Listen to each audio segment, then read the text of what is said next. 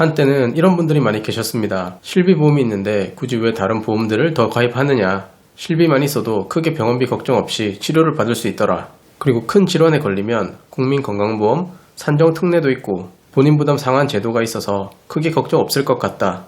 이렇게 말이죠. 물론 저 역시도 그렇게 생각하던 때가 있었는데요. 하지만 지금은 180도 생각이 바뀌었습니다.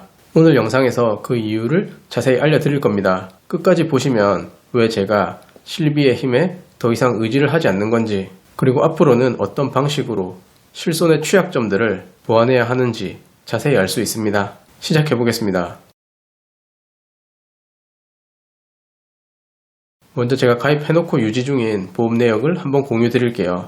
실손은 3세대 단독 실비이고, 원래는 저도 예전 1세대 실비였지만 2019년도에 3세대 실손으로 전환을 했습니다. 이번 기준으로 보면 급여 90%, 비급여 80%를 기본 보장하기 때문에 그래도 아직은 괜찮은 컨디션의 실비라고 생각하는데, 어쨌든 이것도 3세대 실비 15년 만기가 되면 다시 재가입을 해줘야 합니다. 즉 가입 시점부터 15년이 지난 2034년에 판매가 되는 실비로 바뀌는 거겠죠. 그리고 실비 다음으로 중요한 3대 진단비 보장, 암, 뇌, 심장질환 쪽 대비를 보장 범위 넓은 특약들로 해서 2014년에 한 번, 2019년에 한 번, 이렇게 두 번에 걸쳐 마련을 했습니다. 정말 딱 이렇게 보험은 제 인생에서 끝일 줄 알았는데, 그러다가 2025년 3월에 암, 뇌, 심장 진단비를 일부 더 보완하게 됩니다. 부담 없이 유지 가능한 선에서 진단 시점에 바로 선지급 받을 수 있는 암 진단비, 뇌혈관질환 진단비, 허혈성 심장질환 진단비를 최대한 추가 구성을 했는데요. 향후 제가 보장받는 기간 내내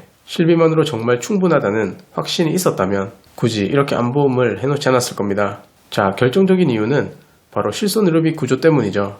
원래 제가 예전부터 가지고 있던 실손은 실비 표준화가 되기 전에 가장 좋았던 사양의 보장이었어요. 입원을 해서 실제 병원비로 쓴 금액이 50만원이다. 그럼 본인 부담금 없이 전액을 돌려받는 조건입니다. 이걸 1억 한도로 보장받을 수 있었죠.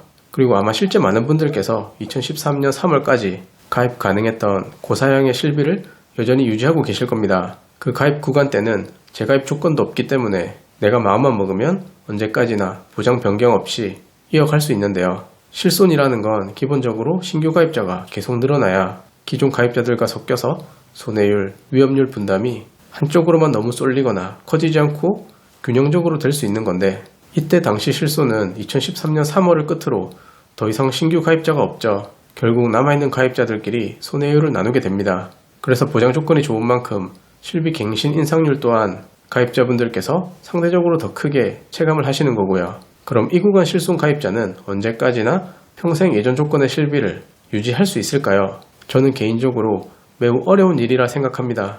누구라도 나이가 들면서 실비보험료 인상분이 많이 부담되는 시기가 도래하면 실비를 전환해야 하나 하고 고민을 실제 하실 텐데, 그냥 이건 지금 바꿀지 1년 뒤에 할지 3년 뒤에 할지 이렇게 단지 시점의 차이일 뿐이라고 생각합니다. 자, 그리고 2013년 4월부터 가입된 실비에서도 우려점이 한 가지 있습니다.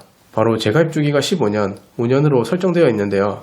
아무리 급여 비급여 90%까지 보장되는 실손으로 가입되었다 하더라도 가입 시점부터 15년이 지나면 그 시점에 판매가 되는 실비로 변경되고요. 5년 재가입형은 5년마다 보장이 바뀝니다. 예를 들어 2013년 4월에 가입한 2세대 실비는 결국 2028년 4월에 새로운 실손으로 변경되겠죠. 그리고 옛날 실비 보장 받다가 너무 비싸서 2022년도에 4세대 실손으로 전환하신 분이 있다. 그럼 이분은 2027년도에 또 한 번 실비 보장이 바뀔 수 있는 거고요. 문제는 보장 비율이 계속 줄고 있다는 사실입니다. 심지어 2026년도에는 또 한 번의 실손 개정을 예고하고 있죠. 특히 중증 치료가 아닌 비급여에 대한 보장이 많이 축소될 것으로 보이는데요. 비중증 치료일 땐 입원 본인 부담금이 50%까지 늘어나고 보상 한도 또한 기존 5천만원에서 1,000만원으로 줄어듭니다. 중증 치료는 비급여에 한해서 본인 부담 상한이 500만원으로 바뀌는데요. 이 말이 무슨 말이냐면 중대 질환으로 예를 들어 고액의 비급여 수술과 약제를 같이 써야 하는 상황이다. 그래서 3,000만원의 실제 치료비를 개인이 부담해야 한다면 5세대 실비가 있는 분은 500만원만 개인 부담하고 나머지를 실손해서 처리할 수 있게 됩니다. 이 부분도 사실 과거 실손에서 훨씬 더 조건이 좋았는데요. 일부 1세대, 2세대, 3세대 실손의 경우 급여 비급여 연간 본인 부담 상한이 200만원까지입니다. 병원비가 많이 나와도 환자가 직접 부담하는 연간 본인 부담금이 급여 비급여 합산 200만원을 초과하진 않는다는 거죠. 4세대에서는 아예 비급여 상한제가 빠져서 우려가 많았었는데 5세대에서 다시 500만원으로 기준 설정이 될 예정이라고 합니다. 근데 이게 또 앞으로 실비 개정이 된다면 어떻게 바뀔지는 알 수 없는 부분이고요. 그래서 결론이 뭐냐, 앞으로 실손 하나로 리스크를 다 막을 수 있는 시대는 이제 쉽게 오지 않을 거라 생각합니다. 계속되는 실비의 보장 약세를 고려했을 때 앞으로의 종합보험 준비는 명확한 역할 분담이 필요하다고 볼 수 있죠. 실손은 기본 병원비, 즉 급여 치료와 중증 질환에 대한 안전망 역할 정도로만 두고 실손이 깎일수록 빈틈이 생기는 공백은 이제 진단비 특약과 치료비 특약들로 대비를 해주는 것이 앞으로의 흐름이 될 겁니다. 본 광고는 손해보험 광고 심의 기준을 준수하였으며 유효기간은 심의일로부터 1년입니다. 그래서 지금부터는 실비를 옆에서 받쳐줄 종합보험 준비 트렌드를 알려드리겠습니다. 이것만 기억하시면 종합보험 가입 정말 실수 없을 겁니다. 가장 먼저 3대 진단비가 필요한데요. 암의 진단을 받거나 뇌심혈관 질환으로 진단받았을 때 치료 유무와 상관없이 최초 1회 선지급 받을 수 있는 보험금을 말합니다. 물론 실손이 치료비 일부를 보전해도 막상 힘든 건 실비에서 커버가 100% 안 되는 치료가 요구되거나 긴 치료기간 동안에 생기는 경제적 공백 등을 꼽을 수 있거든요. 이를 도와주는 역할이라 보시면 됩니다. 5가지 특약이 중요한데요. 암 관련된 보장은 일반암 진단비와 유사암 진단비가 핵심입니다. 유사암에는 기타 피부, 갑상선, 경계성 종양, 제자리암까지 총 4가지가 포함되며 이 유사암을 제외한 모든 암은 전부 일반암으로 보장받습니다. 반드시 보장 범위가 이렇게 형성된 암 진단비 특약을 가입하셔야 하고요. 뇌와 심장 쪽 보장은 뇌혈관질환 진단비, 허혈성 심장질환 진단비, 심혈관질환 진단비 특약이 핵심이죠. 뇌혈관질환 진단비 보장 안에 뇌동맥류나 뇌경색, 뇌출혈이 다 포함되고요. 허혈성 심장질환 진단비 보장에 급성 심근경색증과 협심증까지도 보장이 됩니다. 그리고 심혈관질환 진단비 특약은 허혈성 심장질환에서 보장이 불가한 심부전, 부정맥, 심방세동 등의 주요 질병 코드를 추가적으로 더 커버할 수 있습니다. 지금 말씀드린 3대 진단비 구성은 종합보험에서 가장 실속형 설계라 보시면 되는데요. 실비를 기본 밑바탕에 두고 기본적인 핵심 진단비 특약만 준비하겠다 하시면 3대 진단비 위주로 넣는 겁니다. 20세부터 60세까지 3대 진단비 한도 적정 수준으로 구성했을 때 월 보험료 예시를 한번 참고해주세요. 위쪽 표가 여성 보험료, 아래쪽 표가 남성 보험료인데요. 남녀 기준 각 표의 상단부에 표기된 보험료가 상대적으로 더 저렴합니다. 평소 특별한 병력 없이 건강한 분들 대상으로 할인해주는 상품군인데 만약 본인이 살면서 크게 입원이나 수술한 적도 없고 약을 장기 투약했거나 정기적으로 통원 치료를 받은 적도 잘 없다. 이런 분들은 꼭 건강체 플랜으로 준비를 하는 게 유리하겠습니다.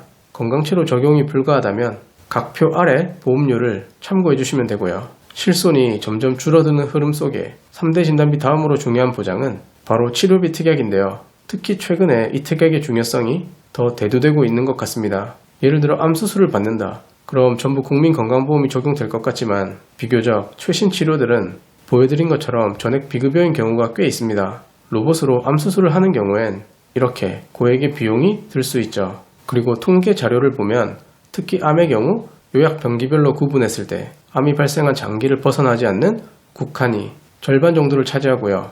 여전히 주위 장기나 인접 조직, 림프절로 침범하는 상황, 또 멀리 떨어진 다른 부위까지 전이되는 상황이 합쳐서 대략 절반 정도가 됩니다. 이처럼 국소 진행이 되거나 원격 전이가 이뤄진 경우에는 치료가 단기간에 끝나지 않을 수 있겠죠.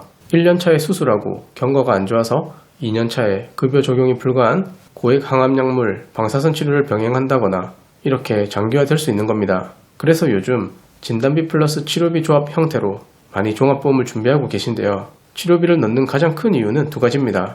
첫 번째, 장기간 이어지는 치료 상황 대비. 두 번째, 실비와 진단비만으로 다 커버가 힘들 수 있는 고액의 비급여 치료가 필요할 때 활용. 그럼 어떤 치료비 특약을 추가하면 될까요? 딱 5가지만 잘 기억해 주시면 됩니다. 1번, 암 주요 치료비. 이건 암으로 진단받고 급여 비급여 구분 없이 수술, 항암약물, 항암 방사선 중 어느 하나로 치료를 받게 되면 연간 1회 한도로 보장합니다. 2번, 비급여 암 주요 치료비. 비급여에 한정해서 수술, 항암약물, 항암 방사선 중 하나를 받았을 때 연간 1회 한도로 보장하고요. 3번 비급여 항암약물 치료비. 비급여 한정에서 항암약물 치료를 받았을 때 연간 1회 한도로 보장합니다. 대표적인 예로 표적 항암약물이 여기 들어가겠죠. 4번 항암 중입자 방사선 치료비. 항암 중입자 방사선 치료를 받았을 때 최초 1회 지급해줍니다. 5번 이대질병 뇌심장 주요치료비. 뇌혈관, 허혈성 심장질환으로 진단받고 급여 비급여 구분 없이 수술, 혈전용해 치료, 중환자실 입원 치료를 받았을 때 연간 1회 한도로 지급해줍니다. 여기선 예를 들어 코일 색전술을 받아도 나오고 스텐트 삽입술을 해도 지급이 되는 거죠.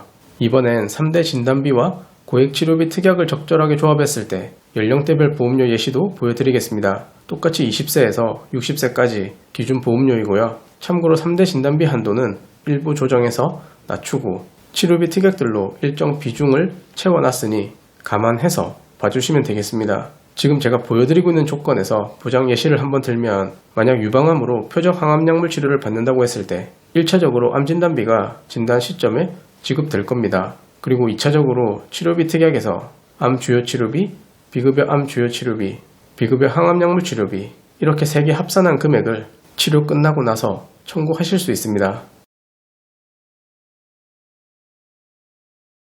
오늘 영상에서는 그동안의 실비 개정 현황과 앞으로의 전망, 그리고 거기에 맞게 종합보험을 어떤 방식으로 트렌드 있게 준비할 수 있는지 자세히 알려드렸습니다. 많은 도움 되었길 바라고요. 궁금하신 점 있거나 꼼꼼한 컨설팅 필요하신 분들은 언제든지 편하게 노크해주세요. 감사합니다.